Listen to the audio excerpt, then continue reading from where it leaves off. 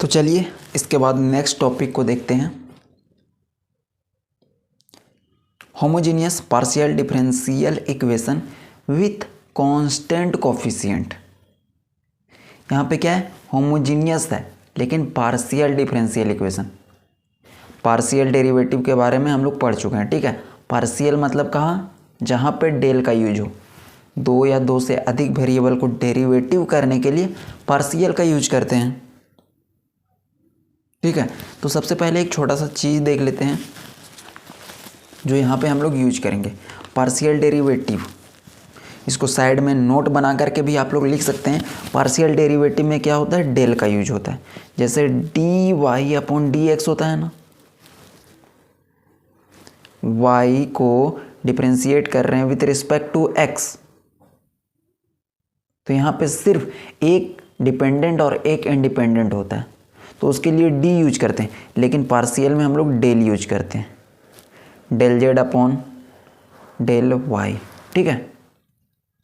Z का derivative y के respect में। तो अगर कहीं लिखा गया है del two Z upon del X square,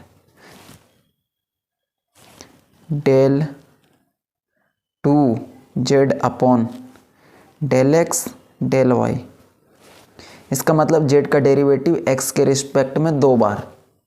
ये सेम चीज़ है जैसे हम कर दिए D two Y upon D X square. दो बार डेरिवेटिव करना हो तो हम लोग 2 लगा देते हैं, उसी प्रकार से एक बार करना हो तो 1 और दो बार करना हो तो स्क्वायर। तो ये पहला, ये दूसरा और एक तीसरा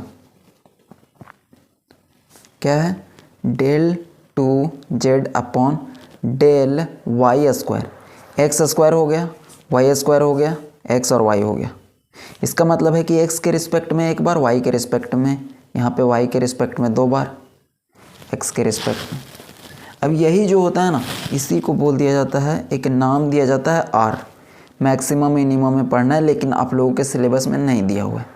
आर एस टी, ये तीन चीज़ को ध्यान में रखना है कि अगर कहीं पे आर लिखा हुआ है उसका सिंपल सा मतलब है कि del two Z upon del X square. S का मतलब del two Z upon del X del Y, या फिर डेल वाई डेल एक्स, आगे पीछे लिख सकते हैं, बराबर ही होता है। Del two Z upon del Y square T, simple सा चीज़ है। तो इसका हम लोग डेफिनेशन लिखते हैं, देख लीजिए। यहाँ पे हम लोग बहुत बार देखे हैं इस टाइप का, द इक्वेशन ऑफ फॉर्म, जिसका फॉर्म कुछ इस प्रकार से रहेगा। पार्शियल है मतलब डेल का यूज होगा। ध्यान दीजिएगा कैसे कैसे लिखा जा रहा है। सबसे पहले del N Z upon del X के पावर में एन, मतलब जेड का derivative with respect to X कितना बार है, एन मतलब एन टाइम्स, प्लस यहाँ से k1, ऊपर में डेल अपॉन में, यहाँ x के पावर n है, एक घट जाएगा, n माइनस 1, साथ में मल्टीप्लाई होगा डेल y। देखिए दोनों मिला करके एक ही है, n माइनस 1 और इसके पावर में कुछ नहीं मतलब 1, 1 1 कट जाएगा, n ही बचेगा। फिर प्लस k1 के बाद लिख दो k2, ये सब क्या है, कांस्टेंट है। आगे देखेंगे ऊपर में del N Z upon del X के पावर में n माइनस 2, ये हो गया। और फिर डेल टू वाई, सेम चीज़ है, x के पावर n, x के पावर n माइनस 1, x के पावर n माइनस 2, ठीक है। यहाँ पे y का पावर कुछ नहीं है, y के पावर में यहाँ पे 1 है और यहाँ पे 2। ये जनरली डेल वाई स्क्वायर होता है, यहाँ पे होगा, ठीक है। लास्ट में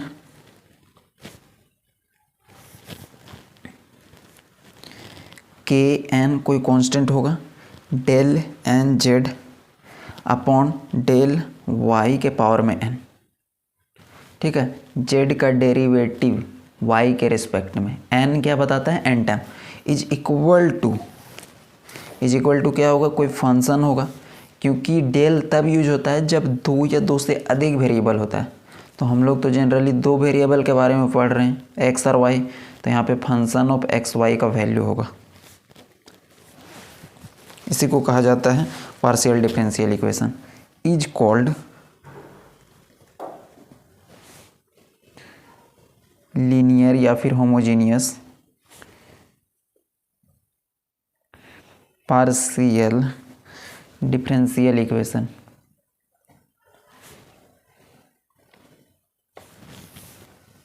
ऑफ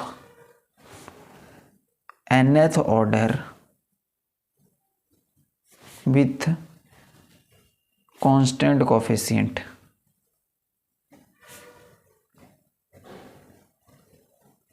ठीक है, nth ऑर्डर का मतलब हाईएस्ट n टाइम किया गया है, इसीलिए nth ऑर्डर लिखा गया है। पार्शियल डिफरेंशियल इक्वेशन डेल का यूज किया गया है with nth order constant coefficient. यहाँ तक क्लियर है।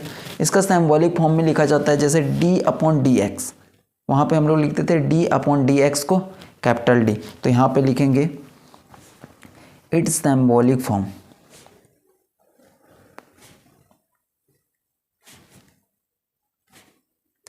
इज, देख लीजिए डेल कैपिटल D लिखेंगे और डेल अपॉन डेल y, इसको d डैश लिखेंगे। ध्यान दीजिएगा, del upon del x, x के रिस्पेक्ट में अगर डेरिवेटिव करेंगे तो d, और यहाँ पे y के रिस्पेक्ट में करेंगे तो d डैश। ठीक है, तो यहाँ से इक्वेशन 1 क्या बन जाएगा, हम लोग इक्वेशन 1 को लिख सकते हैं। देखिएगा डेल n, यहाँ पे क्या है del n upon del x के पावर n, ये पूरा वैल्यू को लिख सकते हैं d के पावर में n और साथ में z। तो यहाँ से हम लोग लिखने वाले हैं इसी के आगे d के पावर में n z plus constant k1 है d के पावर में n-1 और d dash z plus k2 d के पावर में n-2 d के पावर में 2। d डैश का मतलब एक बार डेरिवेटिव प्लस डॉट डॉट होगा, यहाँ पे डैश भी होगा क्योंकि डैश का 2 लिखा हुआ है, मतलब 2 बार डेरिवेटिव, प्लस kn लास्ट में है और d डैश के पावर में n, मतलब कि y के रिस्पेक्ट में n बार डेरिवेटिव। यहाँ पे आप लोग देख भी सकते हैं kn del n upon del y के रिस्पेक्ट में n बार किया गया, इसीलिए d डैश के पावर में n is equal to F of X Y right side में। उसके बाद यहाँ से z को कॉमन ले करके बाहर निकाल देंगे, तो ये क्या हो जाएगा देखते हैं। सबसे z को बाहर निकाल रहे हैं, सिर्फ यहाँ पे d डैश आया है तो d के पावर में n, यहाँ से k1 d के पावर में n-1 d dash plus k2 d के पावर में n-2 d डैश, और यहाँ से भी z था, यहाँ पर भी z हम लोग लिखना छूट गया, तो यहाँ से फिर क्या हो जाएगा प्लस लास्ट में kn बचेगा और d डैश के पावर में n और z को बाहर निकाल दिए। ठीक है, यहाँ पर भी z है is equal to F of X Y. आप लोग देख लीजिएगा कहाँ पे z है, सब जगह पे z होगा, z क्योंकि कॉमन लिए हैं ना, तो यहाँ से हम लोग जानते हैं कि कभी भी लिखा जाए, हम लोग ऐसा क्या देखे हैं कि अगर लिखा गया है एफ ऑफ डी का मतलब इसके अंदर में जो भी टर्म होगा वो डी के रूप में होगा। तो यहाँ पे देखिए ना कैसा लिखा हुआ है, डी है, डी है, डी डैश है, डी डैश और डी के फॉर्म में kn k2 k1 ये सब क्या है कांस्टेंट है। तो सिंपल सा हम इसको लिख सकते हैं एफ ऑफ डी और डी डैश का फंक्शन, जैसे एफ ऑफ एक्स वाई लिखते हैं, एफ ऑफ एक्स वाई मतलब एक्स वाई का जो भी टर्म होगा तो अंदर में अगर डी और डी डैश हो तो इसको हम लोग इस फॉर्म में लिख सकते हैं, z is equal to F of X Y. इसको इक्वेशन 2।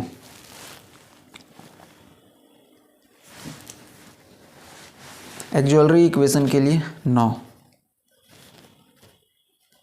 एक्सोलरी इक्वेशन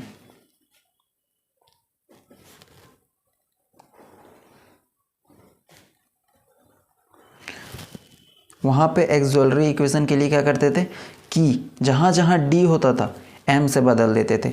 यहाँ पे क्या क्या करना है, यहाँ पे डी है और डी डैश भी है अंदर में, कंपेयर करना उससे। वहाँ पे क्या करते थे, डी को एम से चेंज करते थे। यहाँ पे भी पुट करेंगे डी को एम से, कोई दिक्कत नहीं है, लेकिन डी डैश है, जहाँ जहाँ डी डैश है उसको हम लोग करेंगे 1 से। इन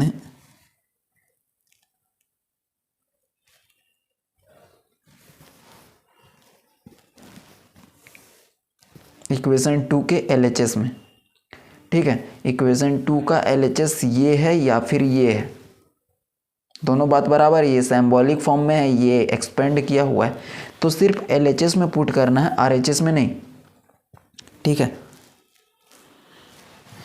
एंड इक्वेट टू 0, 0 के साथ इक्वेट कर देना। कुछ है नहीं, सिंपल सा गेम है इसमें भी। वहाँ पे d is equal to M करते थे, इक्वेट टू 0। यहाँ पे d is equal to M, D dash is equal to 1। मतलब कि इसको हम लोग लिख सकते हैं f ऑफ d की जगह पे m,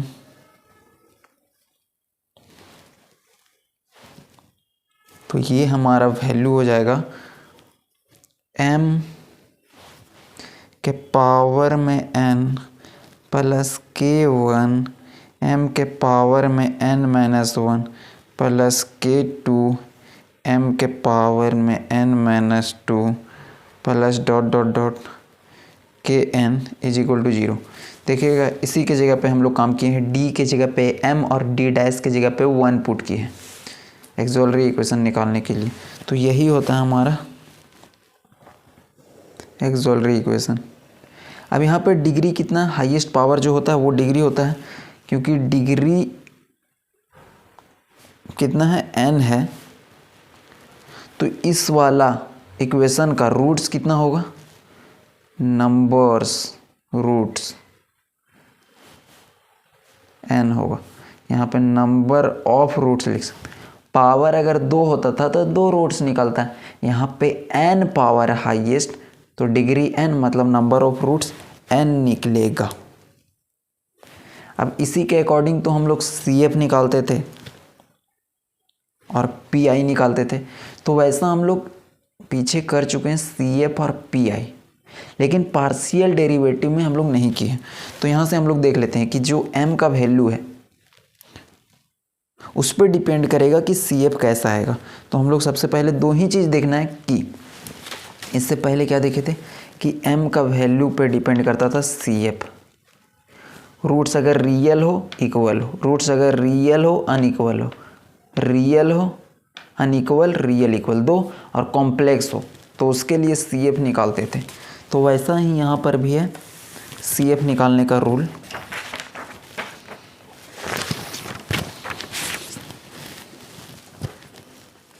और वो रूल क्या है देख लेते हैं। अगर यहाँ पे पहला लिखिएगा if roots are distinct,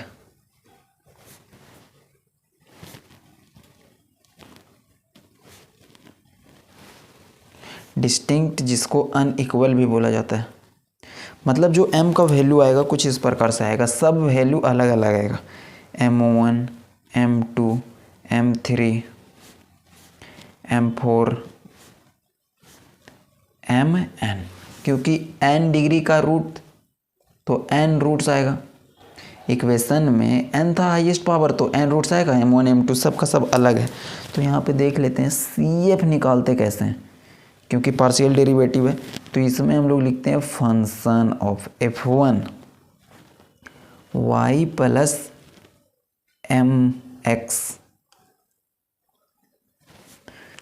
plus F2 y plus M X, यह स्ट्रेट लाइन का इक्वेशन है ना, y plus M X, Y plus M X सब जगह पे लिखना है।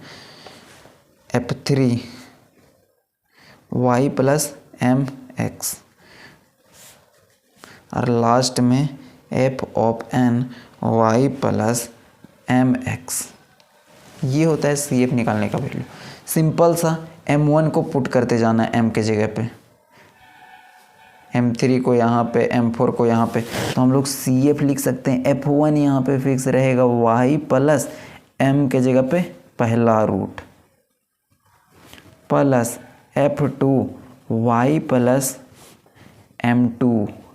अब M2 के जगह पे 2 है तो 2 लिखेंगे, M2 के जगह पे 5 है तो 5 को लिखेंगे, कोई दिक्कत नहीं। F3 y प्लस एक और रूट लिख देंगे M3x plus dot dot dot last में f of n y plus M N X. ये हो जाएगा आपका CF। तो पहला हम लोग देख लिए कि CF कैसे निकलता है, जब रूट्स अनइक्वल रहेगा। ठीक है, दूसरा भी देख लेते हैं जब रूट्स इक्वल रहेगा। Second, if all roots are repeated, जिसको हम लोग इक्वल बोलते हैं, मतलब कि m के जगह पे है m1 m1 m1, लास्ट भी m1 होगा, सबका वैल्यू बराबर होगा। तो उस केस में CF निकालने का तरीका होता है, देख लो, F1 यहाँ पे फंक्शन के रूप में लिखा जाता है। ठीक है, y प्लस m1x प्लस यहाँ पे F1 है ना, यहाँ पे F1 के बाद F2, फिर इसमें y प्लस m1x, क्योंकि m1 है सब के बदले वही होगा। लास्ट में क्या होगा आपको पता है, Fn is equal to y plus m1x। लेकिन एक चीज़ यहाँ पे देखो, ये लिखा गया F1 y plus m1x, F2 y plus m1x, Fn y plus m1x। लेकिन यहाँ पे ट्विस्ट थोड़ा सा ये है कि यहाँ पे F1 से शुरू है, यहाँ पे F2 पे जाएगा ना तो यहाँ पे x हो जाएगा, आगे जाएगा तो यहाँ x के पावर 2 हो जाएगा। कहीं पे आगे लिखते, अब यहाँ पे xn है तो यहाँ से एक कम हो जाएगा, x के पावर n-1, ये साथ में लिखते चलना। ठीक है, तो सिंपल सा है, यहाँ पे F1 के बगल में कुछ नहीं, x के पावर 0, यहाँ x के पावर 1, x के पावर 2। ठीक है, 2 है तो पावर में 1, तो n है तो पावर में 1 कम होगा। ठीक है, और लास्ट में ये भी लिख लीजिए कि RST का वैल्यू क्या होता है। R का मतलब होता है, कहीं पे लिखा जाए, S का मतलब होता है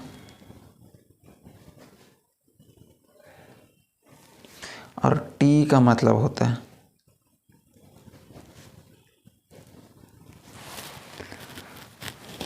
तो यहाँ पे हम लोग दो चीज़ देख लिए कि रिपीटेड होगा और अनइक्वल होगा, तो हम लोग रूट्स को कैसे नोट डाउन करते हैं। अब यहाँ से क्वेश्चंस को सॉल्व करते हैं, देखते हैं किस टाइप का क्वेश्चन है। बहुत ही सेम प्रोसेस जाएगा इसमें भी। देखो, सॉल्व करना है 2r plus 5s plus 2t is equal to 0। आप लोग इसको आगे बढ़ सकते हैं ले करके। देखिए, यहाँ पे हम लोग ऐसा नहीं देखे हुए हैं, लेकिन आप लोगों को बताएं कि r का वैल्यू ये है, s का ये है, t का ये है। सॉल्यूशन में आते हैं।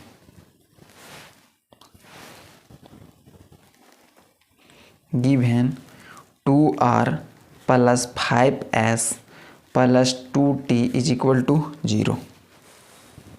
ठीक है, वैल्यू को पुट डाउन कर देते हैं। 2r का मतलब क्या हुआ, प्लस 5, एस का मतलब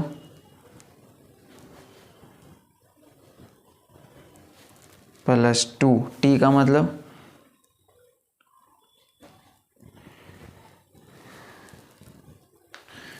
ठीक है, इसको इक्वेशन नंबर 1 मान लेते हैं। ऐसा इक्वेशन हम लोग काम किए हैं, वहाँ पे सिर्फ d2y/dx² d2y/dx² d2y/dx² इस टाइप का होता था।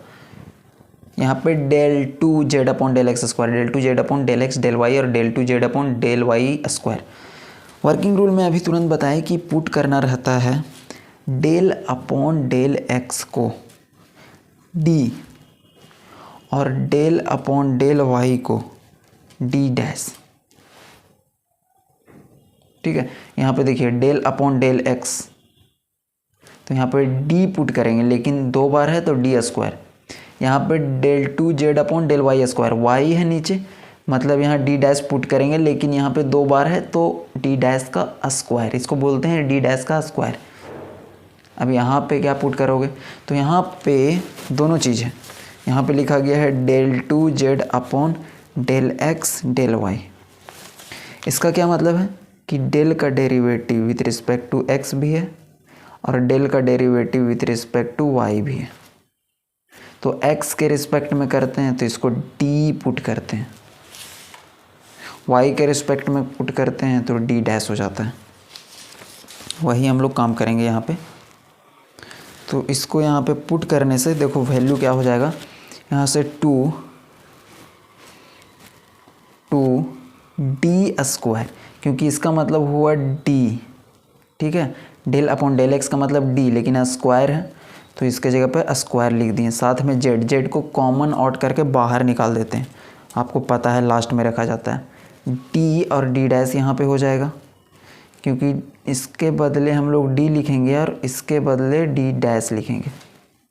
z को बाहर निकाल दिए हैं, प्लस 2d' का स्क्वायर, इसका मतलब क्या है d' और स्क्वायर है तो d' का स्क्वायर।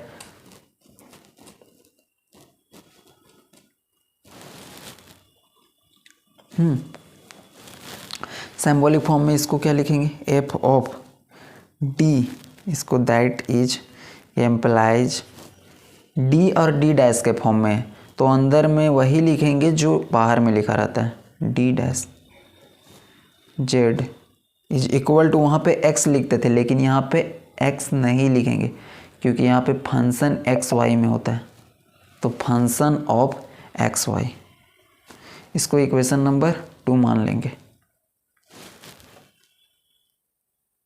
सेम काम तो है, देखो क्या करना था, r का वैल्यू, s का वैल्यू, t का वैल्यू अगर पता होगा तो ये सब दिक्कत नहीं होगा, पता तो चल गया है इसलिए पहले भी लिखवाएं और अभी भी लिखवाएं। ठीक है, काम वही करना है, इसके जगह पे वर्किंग रूल यहाँ पे। इसके बाद हम लोग क्या निकालते हैं, एक्सोलरी इक्वेशन। एक्सोलरी इक्वेशन के लिए बताएंगे नहीं आप लोगों को कि क्या करना रहता है, क्योंकि बता चुके हैं और अब हम लिखेंगे कि क्या करना रहता है। ठीक है, नो एक्सोलरी इक्वेशन, शॉर्ट में लिख रहे हैं, आप लोगों को लिखना है no auxiliary equation of equation 2 या फिर एक्सोलरी इक्वेशन इज। क्या करना रहता है, पुट करना रहता है d is equal to m and d' is equal to 1, ये पुट करना रहता है।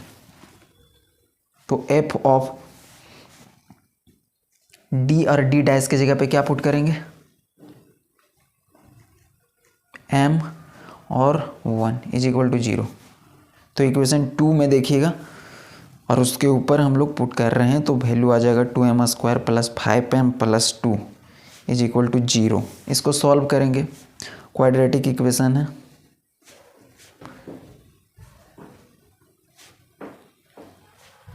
इसको ब्रेक किए इसमें और इसमें, तो यहाँ से आ जाएगा 2m कॉमन, m प्लस 2, यहाँ से plus 1 common, m plus 2 is equal to 0। तो यहाँ से हो जाएगा 2m, नेक्स्ट में 2m प्लस 1 और m प्लस 2, m का वैल्यू क्या हो जाएगा, यहाँ से माइनस और यहाँ से m का 2 वैल्यू आया है,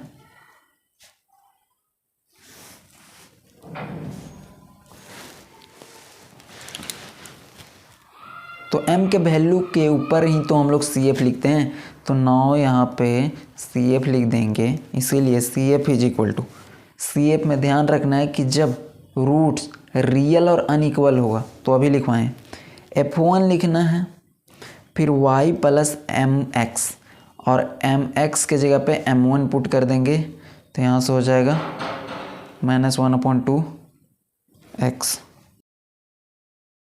प्लस, इसके बाद क्या लिखते हैं, F1 के बाद होता है F2, यहाँ पे इसको ब्रैकेट कर दीजिए, माइनस प्लस माइनस हो जाएगा यहाँ पे F2, फिर y प्लस mx लिखते हैं, तो y प्लस m2 के जगह पे जो है उसको लिखेंगे -2, और x तो फॉर्मूला का ही है, तो ये हो जाएगा।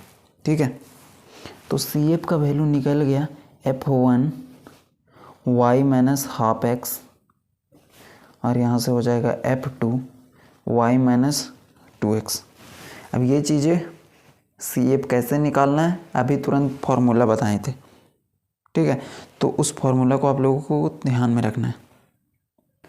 अब थोड़ा सा यहाँ पे आप लोगों को कन्फ्यूजन हो सकता है कि जो m1 है यहाँ पे m2 है, क्या ये -2 को हम यहाँ पे नहीं लिख सकते हैं? पहले लिख सकते हैं बिल्कुल, चाहे इसको यहाँ पे लिखिए, इसको यहाँ पे लिखिए, या फिर इसको बाद में इसको पहले, अरेंजमेंट से कोई दिक्कत नहीं है।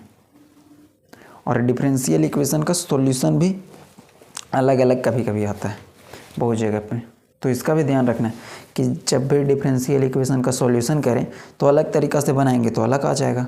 ठीक है, अगर हम इसको यहाँ पे कर देते हैं -2x प्लस ये, तो F1 के साथ आ जाता है ये, तो उसके अकॉर्डिंग फिर दूसरा सॉल्यूशन आ जाएगा ना, तो इसमें कंफ्यूज नहीं होना है कि आंसर सेम नहीं आ रहा है डिफरेंशियल इक्वेशन का।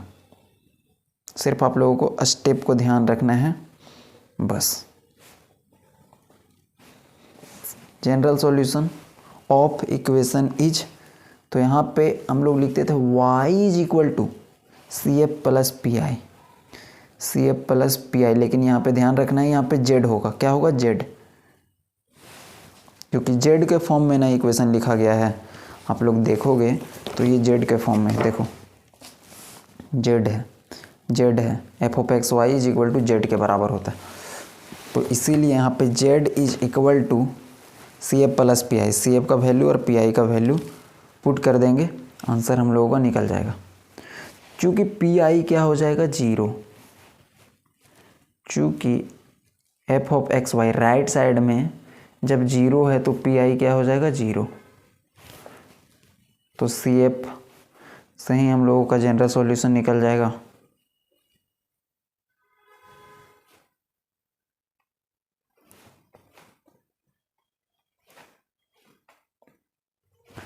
ठीक है, PI क्यों 0 हुआ? क्योंकि राइट साइड में देख रहे हैं क्वेश्चन में 0 दिया हुआ है, इसीलिए भी। तो नेक्स्ट क्वेश्चंस को नोट करते हैं।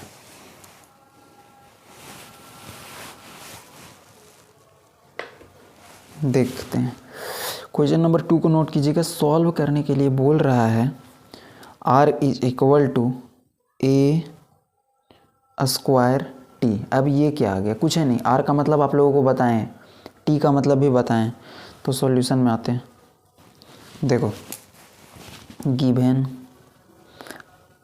That r is equal to a square t, r का मतलब क्या बताए हैं? तो r का वैल्यू को लिख देते हैं।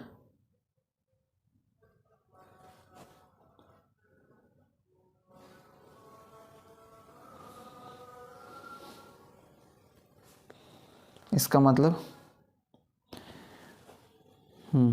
ये सब लिखाए हैं। अब इसको हम लोग इधर कर देंगे तो क्या हो जाएगा? del2z upon del(x) square minus में a square del2z upon del(y) square is equal to 0। ये इक्वेशन 1 देख लो, सिंपल फॉर्म में बन गया ना। x square y square del2 a square constant है, a स्क्वायर क्या है? कॉन्स्टेंट है। वर्किंग रूल पे काम करते हैं, पुट करते हैं del upon del(x) del upon del(y) को समथिंग।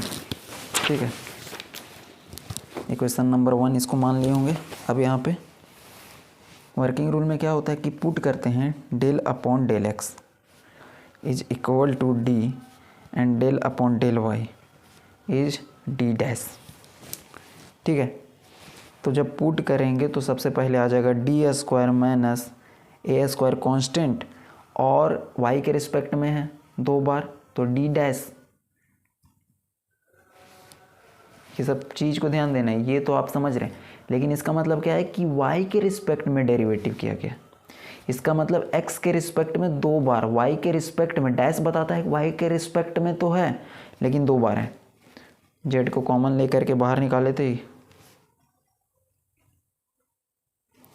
सिंबॉलिक फॉर्म में इसको लिख सकते हैं क्या, f ऑफ d और d डैश। क्यों? क्योंकि d है d डैश। a क्यों नहीं लिखो? क्योंकि a कांस्टेंट है, कांस्टेंट को थोड़ी लिखते हैं into z is equal to x नहीं लिखते हैं, यहाँ पे एफ ऑफ एक्स वाई लिखते हैं। ठीक है, ये सिंबॉलिक फॉर्म हो गया। एक्सोलरी इक्वेशन में क्या करते हैं,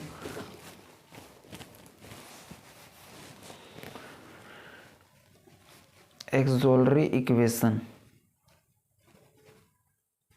डी के जगह पे हम लोग पुट करते हैं d is equal to d dash is equal to 1। ठीक है, तो यहाँ पे डी के जगह पे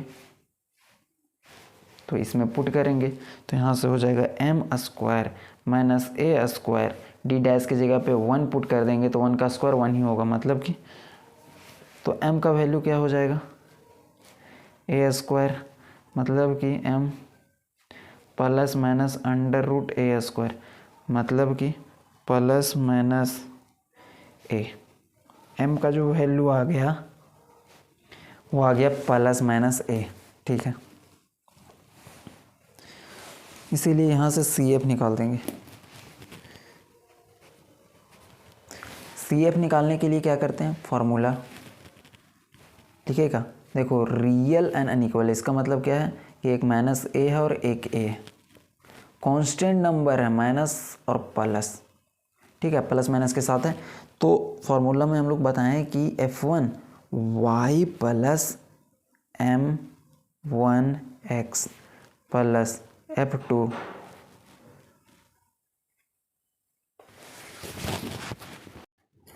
ठीक है। तो ये बताएं, यहाँ पे वैल्यू को पुट कर देंगे m1 की जगह पे, m2 की जगह पे, तो ये हो जाएगा f1 y, m1 की जगह पे यहाँ पे पुट कर देंगे तो माइनस,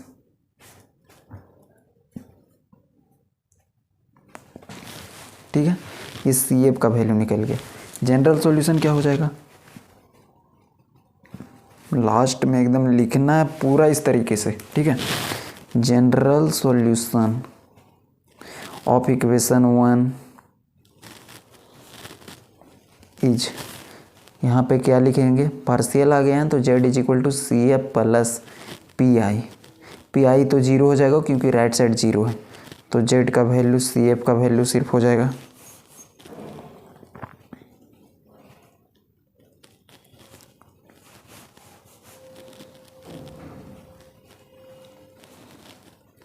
लो। तो ये निकल गया आपका जनरल सॉल्यूशन पार्शियल डिफरेंशियल। तो ध्यान में सिर्फ इतना रखना है कि आर एस टी का वैल्यू क्या होता है। जब पुट करना हो डी के जगह पे एम पुट करते हैं, डी डैश के जगह पे 1 पुट करते हैं। ये एक्सोलरी इक्वेशन के केस में होता है। और general solution z is equal to c f plus p i. C f तो निकाल चुके होते हैं, पी आई, पी आई क्योंकि राइट साइड में 0 है तो पी आई भी आपका 0 हो जाता है। अब हम लोग नेक्स्ट क्लास में देखेंगे कि पी आई निकालने का क्या तरीका होता है। इसके पीछे हम लोग ऑर्डिनरी डिफरेंशियल इक्वेशन में जैसे D upon D x, D two upon D X square, तो उस केस में हम लोग पी आई निकालने के लिए 4-5 रूल पढ़े थे। e to the power x, sine a x, cos a x. उसी प्रकार से यहाँ पर भी कुछ रूल है। ठीक है, पी आई निकालने का, जब राइट साइड में कुछ ऐसा रहेगा तो पी आई कैसे निकालेंगे, तो उसको हम लोग नेक्स्ट क्लास में देखेंगे।